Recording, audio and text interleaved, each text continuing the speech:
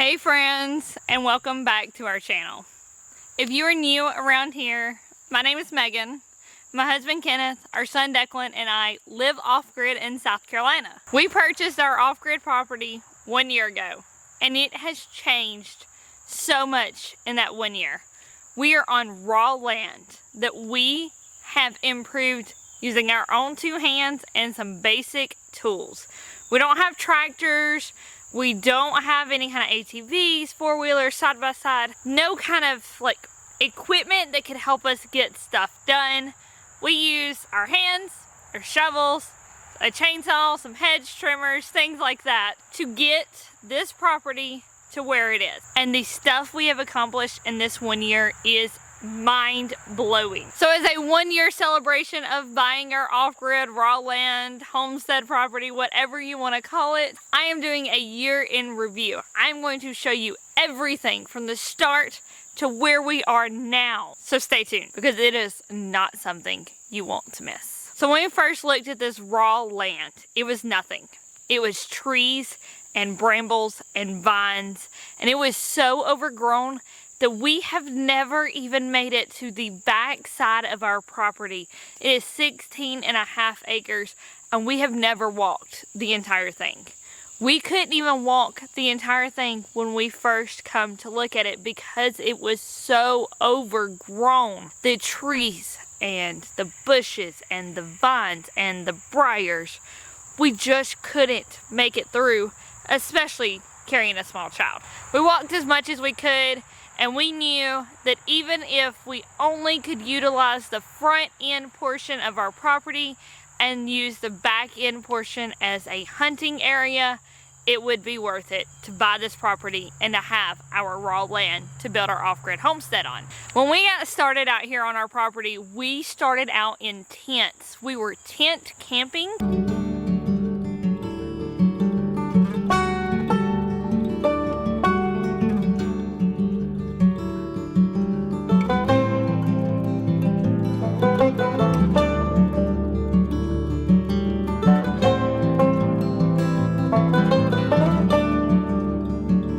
We live in an RV, a travel trailer, and it was 3 hours away over near Charlotte, North Carolina, just on the South Carolina side. I was working in Charlotte as a travel nurse. I'm a pediatric nurse, and we bought this property and would travel 3 hours anytime I had a few days off in a row to work on the property. But we weren't pulling our travel trailer back and forth, once a week. That would be outrageous. So instead, we purchased a tent and we tent camped on our property as we worked out here clearing raw land. So we began by cutting in trees to make a driveway area.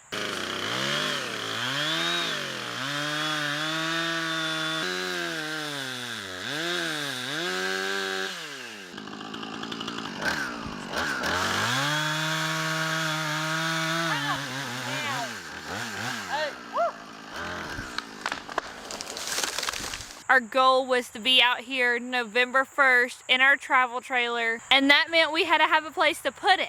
We ran into many issues along the way with the county not wanting to put in a culvert for us to have access to the roadway, to us being told we had to put in a temporary culvert, to forestry services not wanting to clear our raw land because a portion of it is swampy. They said it would be several years before they would even come out to try to clear the land. Even though, we were selling them our timber, it's full of pines and some sweet gums, different oaks, some pecans, stuff like that. We were going to sell them the timber.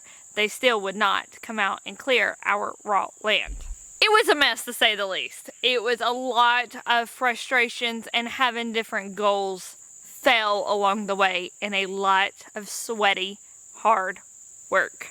We bought this property in August, where we were averaging 90 degrees, high 90s in the days, 70s at night. It was hot, and we were out here working away. My husband, myself, and our son, who was 2 at the time. We get portion of the driveway cleared. We put in a temporary driveway that was just a culvert pipe we'd bought some gravel and some paving stones to hold the gravel in place.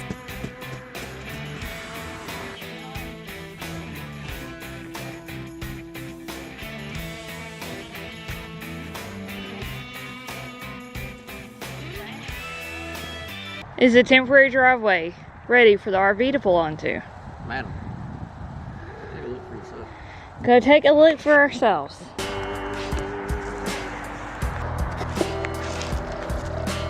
You want to know why it took so much gravel to fill in? Because it's super freaking wide. Looks pretty nice. It was just barely wide enough to pull the travel trailer on, but we just needed something to be able to get onto our property, and we're doing it on a budget, so that was the best option we had. We get just a dirt area cleared, just enough to get the travel trailer onto the property, and we moved onto our property November 1st of 2021.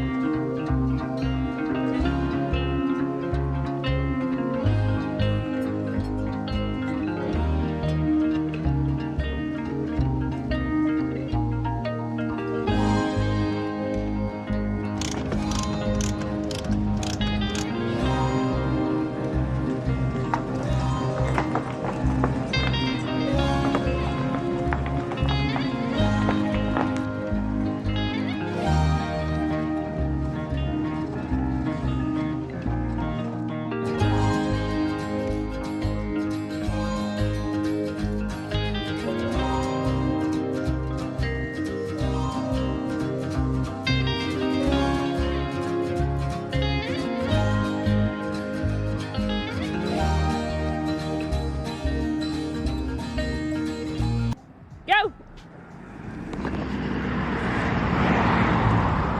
Oh, he did it. Keep going. You're clear. But y'all, she's here. We did it. We're on our homestead property. Happy dance. It is now August of 2022. So we have not even lived on this property a full year yet. We've only owned it for a year, but here we are. We got our driveway cleared 250 feet back from the front tree line. We got it cleared 35 feet wide. That was plenty of space to pull our travel trailer on. We are in here, and the projects did not stop there. So after we moved onto our property, we got into meat rabbits. We started out with our meat rabbits and tractors. We upgraded to a meat rabbit colony that was 8 feet wide, 16 feet long, and that is where our breeder does stay. Y'all, that was a heck of a process. This meat rabbit colony, I literally dug down with a shovel 1.5 feet so we could lay fencing across the bottom that goes up the sides. Daddy! Daddy! Daddy! Daddy! Daddy! Choo choo! Choo choo!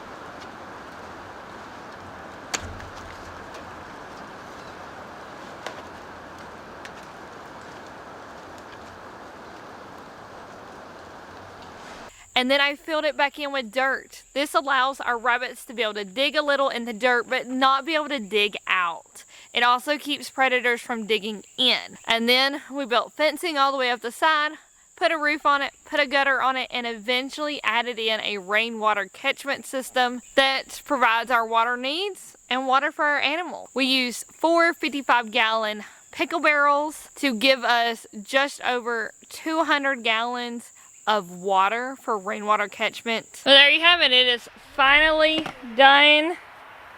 All of them have spigots on them, so each one can individually be drained of water and used for whatever purposes.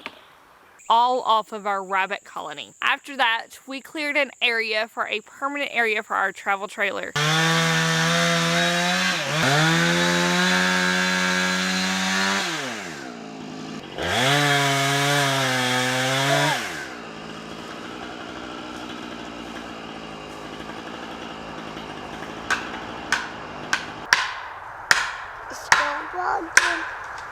dog.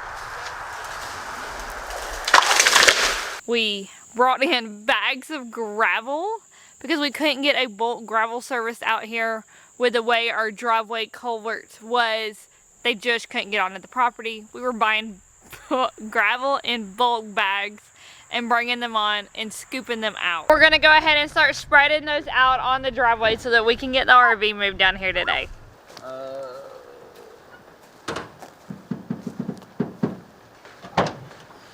And check it out. You wanna check out our gravel? Check in the cover. We gotta get the gravel spread out so we can move the RV. Actually, you have now.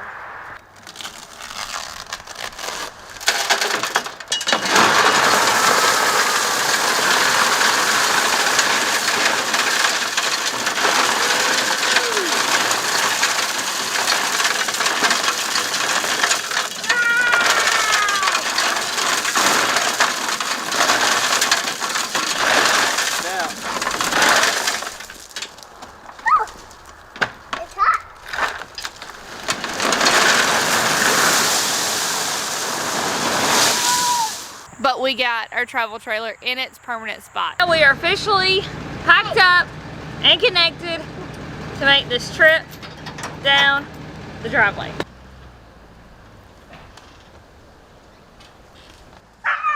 Hey, cut it this way a little.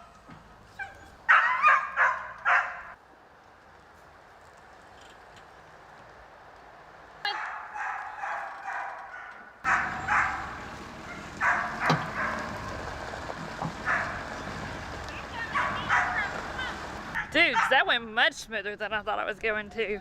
The next task we got started on was clearing a home site. As you can see, it's not all the way cleared and there is still no home built. Lumber prices have just been outrageous and we haven't had the opportunity to purchase lumber to build our home site. We are building an off-grid home that we are building ourselves. It's just gonna take time. Hopefully we can get started on it in 2023, be finished by 2024, but it just all depends on how things go in the world. Are lumber prices gonna start coming down? Do we have time to build on it? That sort of thing. The next project we took on our homestead is what you see over here behind me, clearing an area for our garden. We put in a 2,500 square foot garden with raised beds and an in-ground bed. Okay friends, so let me show you what I have planned. What you're looking at here is the entrance way to the garden beds. And I'll have 3 9-foot raised beds on this side, 3 9-foot raised beds on this side. Ken still has to build one more and it'll go right there where that pile of logs is. Those have to be moved. And then, behind these 2 raised beds right here, there will be a sitting area, and then 2 raised beds over here, and 2 raised beds over here lined up with these. And then straight back on the back road, there will be 6 raised beds that mirror these. Y'all, this thing is huge. It has 6 raised beds up along the front, 4 in the middle, 6 in the back, a very big in-ground bed in the back. I think it's 25 feet by like 10 feet. And then an additional in-ground bed over here that was our corn bed.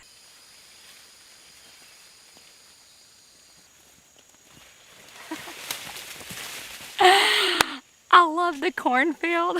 Oh, I forgot my 2 sunflower beds up here along the front. So there was even 2 more beds that I put in. Y'all, we have a fairly large garden going on. But look at this.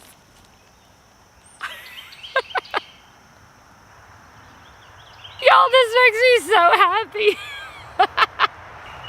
I've been wanting this ever since I watched Jess's first garden tour where she had Chinese red noodle beans hanging on her trellis as she walked through it, and y'all, it was gorgeous. It reminded me of a fairy tale garden. Oh my goodness, I am so incredibly happy. All of this so far in a year, and we're not done yet. The next thing we did on our off-grid homestead was bring home goats. We brought home Dolly and Reba, 3-month-old Nubian goats. Morning, boys. How was y'all's first night out here? Fun.